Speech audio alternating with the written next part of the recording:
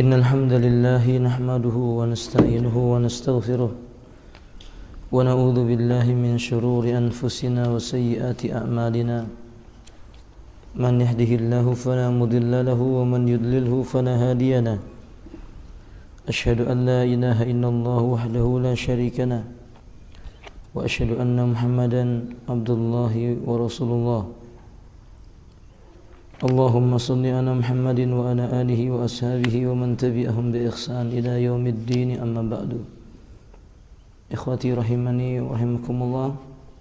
Kita lanjutkan pembahasan kitab Taysirul Anam Syarh Umdatul Ahkam oleh Syekh Abdullah Al-Bassam hafizahullah ta'ala. Kita lanjutkan pada hadis yang ke-33 sahih. Qala al-Imam al-Maqdisi qala al-Imam al-Maqdisi rahimahullah ta'ala في كتاب عمدة الأحكام الحديث الثالث والثلاثون عن عائشة رضي الله تعالى عنها قالت كنت أغسل الجنابة من ثوب رسول الله صلى الله عليه وسلم فيخرج إلى الصلاة وإن بقاء الماء في ثوبه akhrajahu al-Bukhari wa Muslim wa fi lafdhi li Muslimin laqad kuntu afruquhu min sawbi Rasulillah sallallahu alaihi wasallam farkan fayusalli fihi. Berkata Al-Imam Al-Maqdisi rahimahullah ta'ala,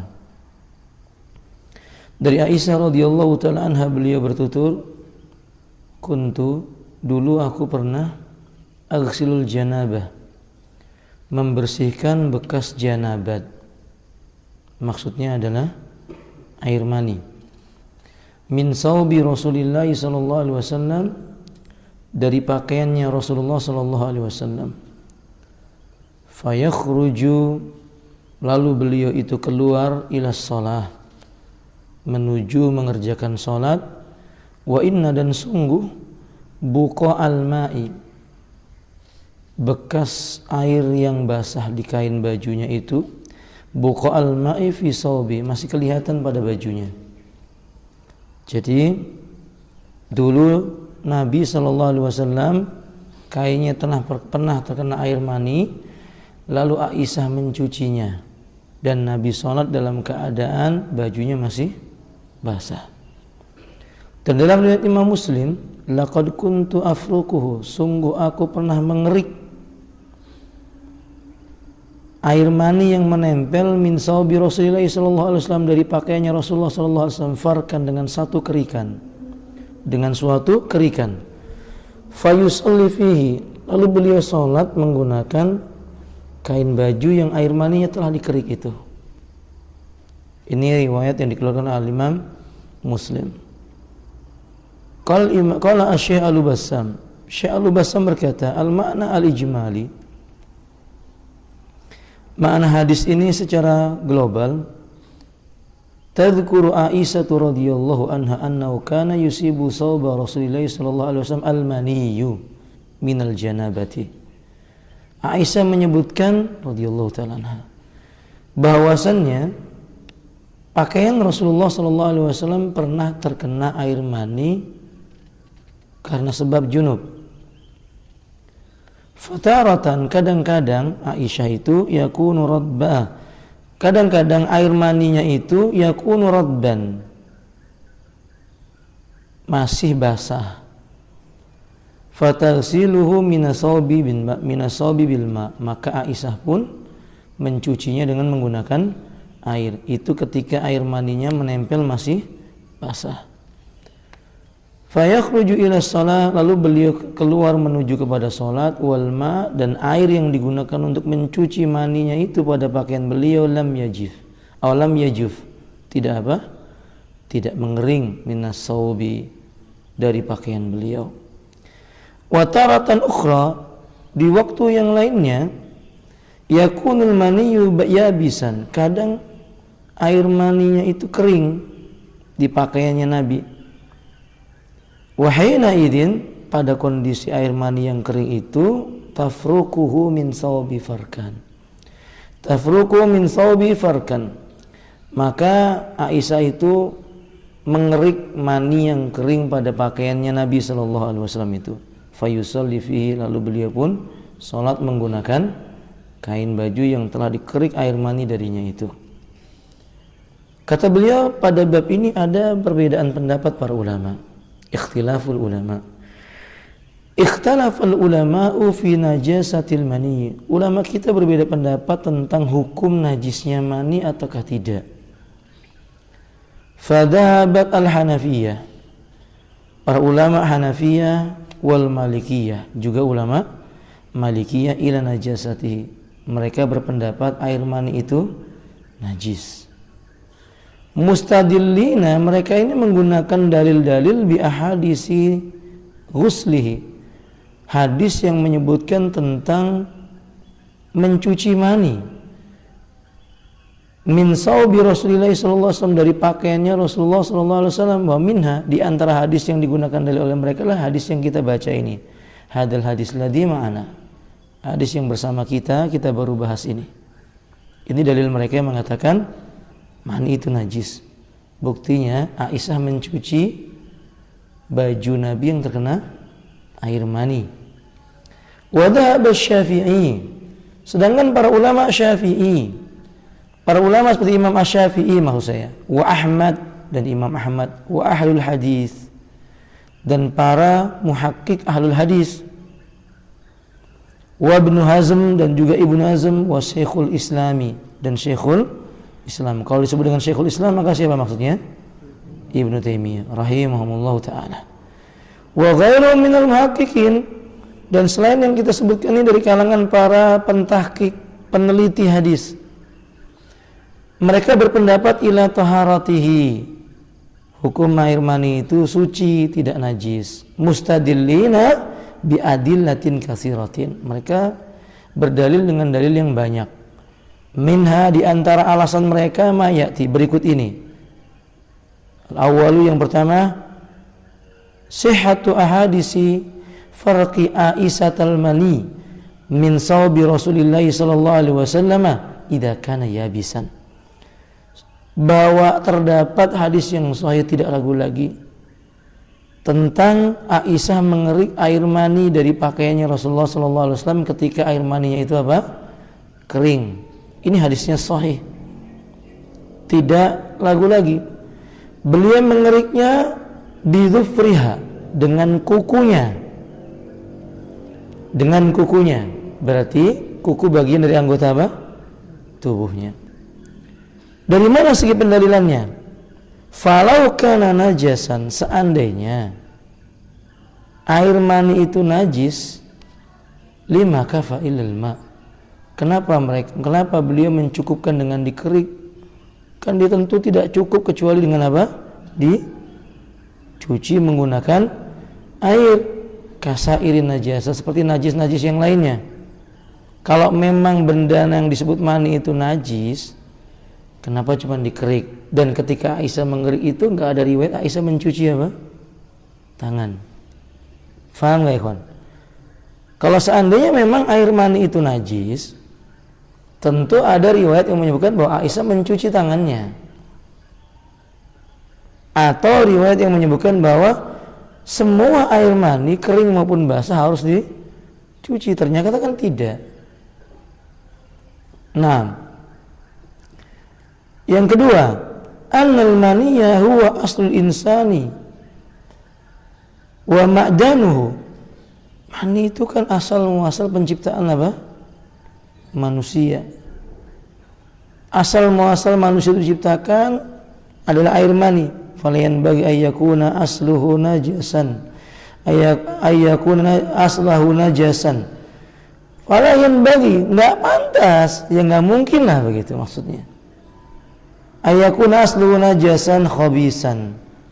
Kalau seandainya hukum asal penciptaan manusia itu berasal dari benda yang najis dan kotor. Wallahu, sedangkan Allah itu karamahu wa taharahu, menganggap jasadnya manusia itu dimuliakan, bahkan tidak najis. Orang beriman itu kan jasadnya tidak najis. Nabi berkata kepada Abu Hurairah, subhanallah, innal mu'min la yanjus. Maha suci Allah, sesungguhnya orang beriman itu tidak najis. Bagaimana mungkin jasadnya itu tidak najis, kemudian asal penciptaannya benda yang najis?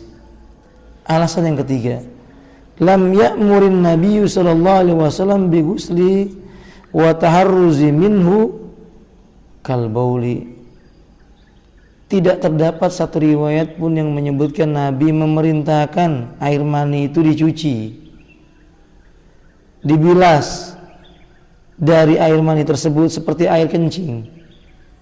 Kalau ada air kencing yang jatuh ke masjid, dicuci, disiram. Paham? Tapi ketika kita jumpai air mani, nggak ada Nabi mengatakan bahwa air mani, ada hadis yang menyebutkan air mani harus dicuci. Nggak ada satu riwayat pun yang keluar dari lafaz Nabi air mani harus dicuci atau diguyur air, nggak ada. Padahal ini perkara yang penting. Nggak mungkin Nabi menunda penjelasan pada perkara yang sangat penting. Menunda penjelasan pada perkara yang penting hukumnya haram. Kaidahnya sudah diterangkan sama Ustaz Mufli atau belum? Belum sampai bab itu? Di malam apa antum kajiannya, kawan? Esok malam ya? Belum sampai bab itu. Nanti antum akan ketemu dengan sebuah kaidah bahwa perkara yang sifatnya daruriyah tidak boleh menunda penjelasannya. Nah, perkara najis ini perkara yang mendesak, berkaitan dengan masalah diterima dan tidaknya sebuah ibadah. Nggak mungkin Allah lupa menjelaskan, nggak mungkin Nabi berkhianat tidak menjelaskan hukum ini, tidak mungkin. Yang keempat, ajabu an ahadisi huslihi. Mereka menjawab hadis-hadis yang mengatakan perintah mencuci mani itu, atau hadis-hadis yang menyebutkan tentang adanya penjelasan mencuci air mani yang menempel pada baju. Kata beliau, bi annal ghusla la yadullu ala najasa, bahwa mencuci sesuatu itu tidak mesti menunjukkan bahwa benda yang dicuci itu apa? Najis, begitu. Kama anna ghuslal makhat wa nahwi la yadullu ala najasati. Misalnya kita mencuci lendir yang keluar dari hidung, baju Anda kena lendir, masa nggak dicuci? Kalau baju Anda dicuci karena terkena lendir itu kan, atau yang semisal daripada lendir, kan tidak menunjukkan bahwa lendir itu apa?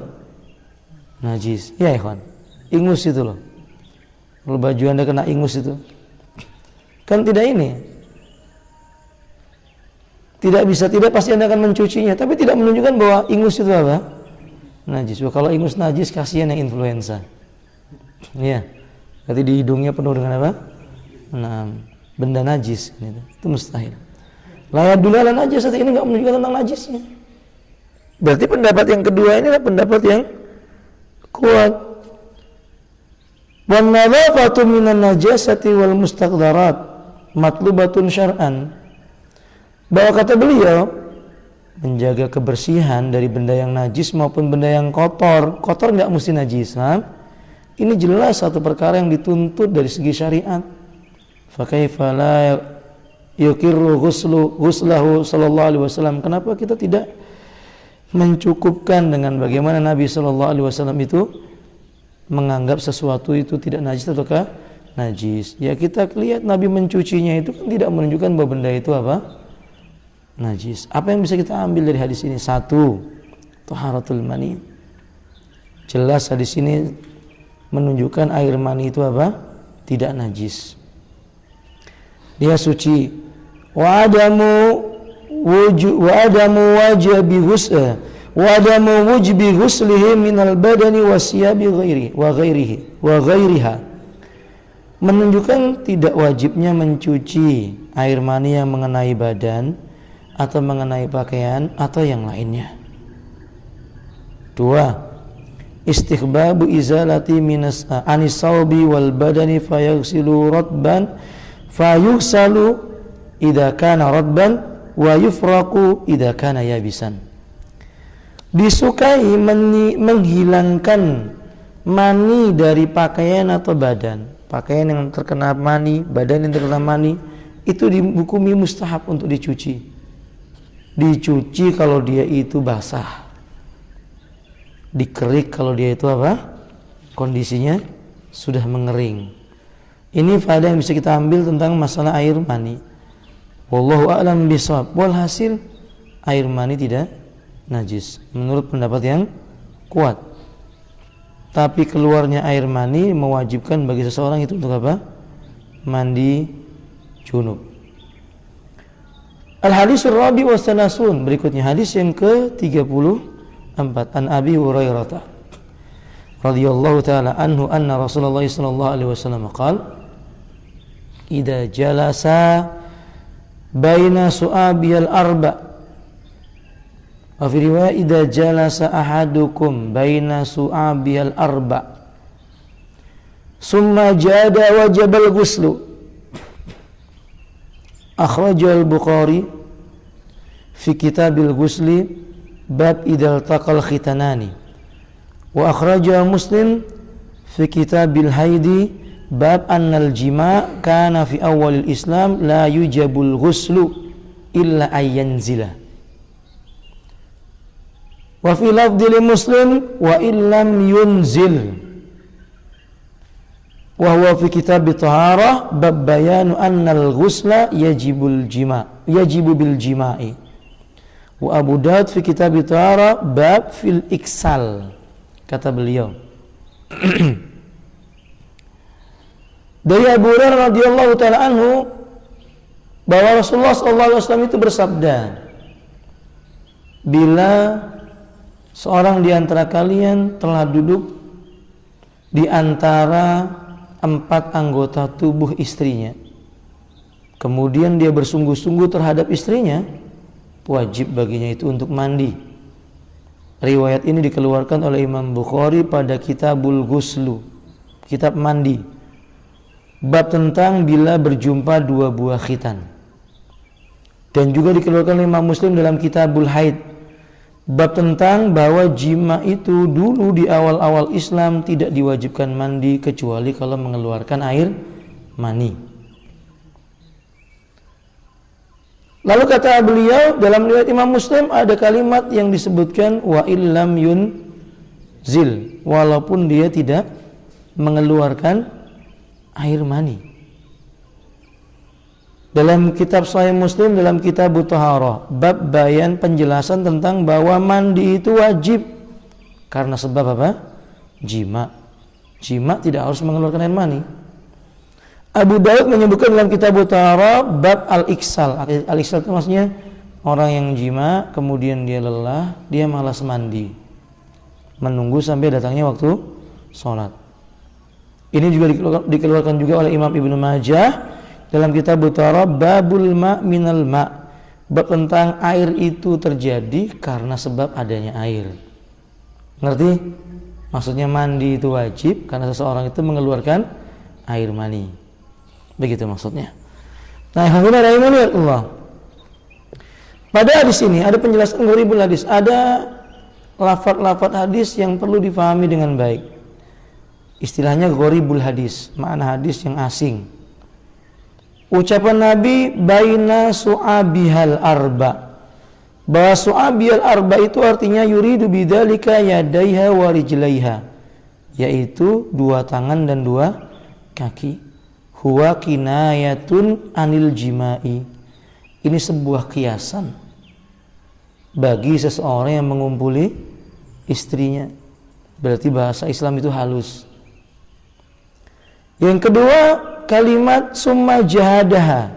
Sebenarnya kan jahadah itu artinya berjihad gitu ya. Nah, maka ada sebagian orang sering menyebutnya begini. Saya sering lihat orang-orang itu, ya mungkin maksudnya guyonan gitu ya.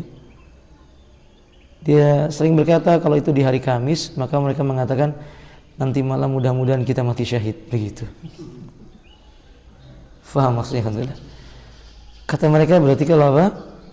Maksudnya nanti malam mudah-mudahan mati syahid itu maksudnya nanti malam mereka mau jihad. Jihad itu maksudnya jima. Bahasanya itu terlalu tinggi gitu kan ya. Mau jima dia bilang jihad, nanti kalau mati apa? Syahid. Masya Allah. Ini apa namanya? Terjemah dari mana? tafsirnya siapa gitu ya. Memang mengada-ngada manusia itu gitu ya. Nah, jadi mana jadas ini katanya ini ketika bi fathil jim, jimnya di fathah, wal haknya juga di fathah, jahadaha. Maknanya adalah balaghal masaqqah bikaddiha wa huwa kinayatun anil ilaj, sampai kepada puncak menanggung rasa berat yang amat sangat, yaitu sebuah kinayah tentang apa? Perasaan yang diterima oleh orang yang ketika melakukan apa? Jima itu. Dan itu nggak mungkin diketahui kecuali bagi orang yang sudah menikah. Faham ya kawan? Dan ini memang bagian daripada syariat Islam, dan menikah itu bagian dari agama. Antum yang sudah mampu sudah segera menikah. Ya, segera menikah. Menunda menikah itu rugi. Satu, kalau kita mati belum bertemu dengan Allah, malu ketemu dengan Allah dalam keadaan belum apa? Nikah. Siapa yang menjamin antum umurnya masih bisa hidup setahun lagi? Nggak ada. Ada jaminan fulan setahun lagi baru mati? Nggak ada ya kan? Ibnu Mas'ud aja kalau beliau mengatakan, wallahi astahi, demi Allah aku malu, idza laqaitul mauta wa ana ghairu mutazawwij, kalau aku nanti berjumpa dengan kematian sedangkan aku dalam kondisi belum apa? Menikah. Coba kalau orang yang sudah menikah meninggal dunia, gimana doanya?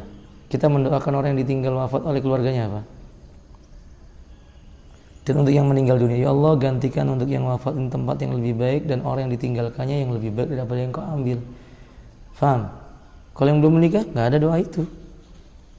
Doa itu untuk mereka yang sudah apa? Menikah. Makanya anjuran ini buat pemuda yang sudah mampu ya, yang sudah mampu segera untuk menikah, yang sudah mampu. Dan yang memang bukan bukan thalibul ilm yang mutamakin. Ya ngapal juga seminggu 2 kali aja gitu kan ya. Itu pun juga baru apa? Juz amma, udah segera menikah. Beda kalau antum thalabul ilm, tiap hari antum belajar pagi siang malam, pagi siang malam, terus belajar, sibuk dengan belajar, maka saya anjurkan antum sabar. Belajar terus belajar sampai antum memiliki ilmu yang cukup baru menikah. Karena nikah juga butuh apa? Butuh ilmu. Nah kalau nggak dua-duanya ini yang musibah gitu kan ya. Faham? Thalabul ilm juga enggak, nikah juga enggak. Nah ini yang musibah. Ada di sini antum yang belum menikah? Kawan? Ada ya? Antum malu atau antum sudah nikah semua ini kan? Nah kata luar lagi. Nah demikian ikhwati rahim. Itu faedah yang tinggi. Dua Ibnu Qayyim itu menyebutkan menikah itu menambah kecerdasan, insya Allah. Coba anda lihat, rusaknya hati itu kan apa? Pandangan mata. Dan pandangan mata itu bisa dikendalikan dengan apa ya kawan? Menikah. Nabi mengatakan fa innahu aghaddu lil basar. Karena menikah itu membuat pandangan mata menjadi apa? Terkendali, lebih menunduk. Nikah aja kadang-kadang masya Allah pandangan matanya tidak apa? Terkendali. Faham ya kawan? Nah, 3 itu sudah melaksanakan sunnah Nabi. Nabi mengatakan an-nikahu sunnati, menikah itu merupakan apa? Sunnahku. Jadi ini jalannya Nabi. Nah, yang terakhir kafilah rahimani, faedah menikah itu membuat cemburu bidadari di surga. Itu keutamaan bagi istri kita. Istri bisa membuat cemburu bidadari di surga itu ketika istri bisa berbuat baik kepada siapa? Suaminya. Tapi kalau seorang istri tidak bisa berbuat baik kepada suaminya, maka para bidadari itu berkata, tinggalkan mereka, tinggalkan lelaki itu, dia bukan milikmu, dia milik kami. Faham ya kawan? Artinya antum yang sudah menikah, antum bangga, antum ini diperebutkan oleh siapa? Siapa boleh lah. Iya, wanita dunia dan wanita apa? Ahli surga. Semoga Allah memberi kita surga. Dan itu nggak bisa dibanggakan kepada yang belum apa? Yang belum nikah. Ya saya. Barakallahu fikum. Nah, kadzalik ya. Ya, akhi, antum sudah nikah? Di sini insyaallah ya. Insyaallah nanti kita carikan, bismillah. Ya? Tayyib, barakallahu fikum. Al-ma'na al-ijmali kita selesaikan ini. Yaqulu Nabi sallallahu alaihi wasallam ma'nahu. Makna secara umum Nabi mengatakan idza apabila jalasa rajulu, seorang laki itu duduk baina su'abil mar'ah, di antara cabang-cabang wanita al-arba yang 4, yaitu 2 tangan dan 2 kaki, allai hunnal yadani warijlani, yaitu 2 tangannya dan 2 kakinya. Summa aulaja dzakarahu fi farjil mar'ati, kemudian dia aulaja itu maksudnya memasukkan ya, atau menyentuhkan kehormatannya kepada kehormatan istrinya, faqad wajib alaihi al-ghuslu, wajib bagi keduanya untuk mandi. Tambahan, ini saya hanya ingin memberikan kiasan karena di sini ada yang belum menikah. Makna aulaja itu memang menyentuh, tapi sebenarnya bukan sekedar itu. Para ulama berbeda pendapat. Apakah sekedar bersentuhan atau yang lebih daripada itu? Nah, mayoritas para ulama mengatakan makna aulaja itu lebih dari itu, bukan sekedar bersentuhan. Faham maksudnya kan ya? Nah, demikian. Maka wajiblah bagi keduanya itu mandi dari bab janabatnya. Wa illam yaghsilu inzal mani, walaupun tidak menghasilkan keluarnya air mandi. Li'anal ilaj wahdah ada mujibatul ghusl, karena sekedar ilaj mempertemukan 2 khitan ini itu sudah salah satu hal yang wajib baginya untuk apa? Mandi. Faedah yang bisa kita ambil: 1, wujubul ghusli min ilazi dzakar fil farji wa illam yaghsili inzal. Kata beliau, wa illam yaghsil inzalun. Kata beliau wajib mandi ketika khitan seorang lelaki itu bersentuhan dengan khitannya seorang wanita walaupun tidak mengeluarkan sesuatu. 2, yakunu hadzal hadisu nasikhan li hadisi Abi Sa'id. Berarti hadis ini menjadi hadis yang memansuhkan hadisnya Abu Sa'id. Apa itu al-ma'u minal ma'? Hadisnya menyebutkan air itu terjadi karena sebab keluarnya air. Artinya kalau difahami dalam hadis ini, mandi itu wajib karena sebab mengeluarkan air mani. Kalau difahami, kalau nggak keluarin maninya berarti tidak wajib mandi. Tapi ini mansuh. Al-maf'ul minhu bi tariqil hasr. Innahu la ghusla illa min inzalil mani. Di mana di sini maknanya secara makna pembatasan, di mana mandi itu tidak terjadi kecuali karena sebab mengeluarkan air mani. Ini mansuh hadisnya. Fahim tuh, alhamdulillah. Nah, dengan demikian hukum mandi janabat karena bersentuhan 2 khitan tanpa penghalang wajib. Wallahu a'lam bishawab. Sampai di sini. Semoga bermanfaat. Ada pertanyaan? Ya.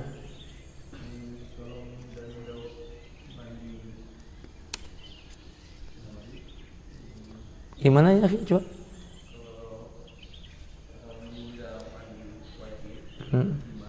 Iya. Apakah itu hukumnya haram? Tidak. Abu Hurairah radhiyallahu anhu berkata, "Laqaitu Nabiy sallallahu alaihi wasallam fi tariq." Saya pernah dalam riwayat fi sabilin min subuli bil Madinati. Saya pernah menjumpai Nabi di salah satu jalan di antara jalan-jalan di kota Madinah. Kata Abu Hurairah, lalu aku meninggalkan Nabi karena aku junub. Lalu aku jumpai Nabi. Nabi bertanya kepadaku, "Dari mana engkau, hai Abu Hurairah?" "Kuntu junubun ya Rasulullah." "Kuntu junuban ya Rasulullah." Saya dalam kondisi junub ya Rasulullah. Saya tidak suka menyentuhkan tanganku dengan tanganmu. Maksudnya Abu Hurairah, ya malu, ya dianggap najis, badan yang apa? Junub. Kata Nabi, subhanallah, maha suci Allah. Innal mu'min la yanjus. Orang mukmin itu enggak najis. Berarti Abu Hurairah junub keluar dari rumah jalan-jalan. Haram enggak? Enggak kan? Enggak apa-apa, boleh. Junub berwudu, kemudian mungkin antum mau beli nasi bungkus begitu ya, enggak apa-apa. Boleh. Nah, wallahu a'lam bishawab.